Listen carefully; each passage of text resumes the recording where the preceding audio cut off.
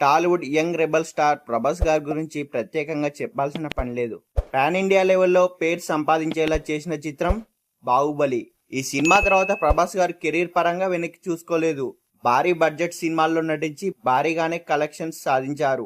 ఈ రోజున ప్రభాస్ గారి 46వ పుట్టినరోజు కావడం చేత అభిమానులు చాలా గ్రాండ్ గా సెలబ్రేషన్ చేస్తున్నారు. ఒకప్పుడు సాదాసీదా హీరోగా తన కెరీర్ ని మొదలుపెట్టిన ప్రభాస్ గారు ఇప్పుడు ఇండియాలోనే అత్యధిక రెమ్యూనరేషన్ తీసుకుంటున్న నటుడిగా పేరు సంపాదించారు.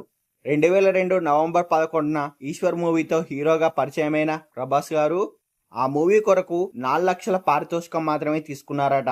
ఆ సమయంలో ఆ పారితోషికం పెద్ద మొత్తం కాకపోయినా ఆ ప్రారంభం తన జీవితాన్ని మార్చేసిందని తెలిపారు ప్రభాస్ గారు. అయితే ప్రభాస్ గారు నటించిన ఛత్రపతి, వర్షం, మిర్చి, బుజ్జిగాడు తదితర చిత్రాల్లో తనకంటూ ఒక ఫ్యాన్ బేస్ ఏర్పరచుకున్నారు ప్రభాస్ గారు. 2015లో విడుదలైన బాహుబలి చిత్రంతో ప్రభాస్ గారి కెరీర్ పూర్తిగా మారిపోయిందని చెప్పవచ్చు. దేశవ్యాప్తంగా ప్రభాస్ గారి పేరుని మారుమోగేలా చేసింది. బాహుబలి సినిమా కోసం 25 కోట్ల రూపాయలు తీసుకున్నట్టు సమాచారం. ప్రస్తుతం ఒక్కో సినిమాకు 120 నుంచి 150 కోట్ల వరకు రెమ్యూనరేషన్ తీసుకుంటున్నారట.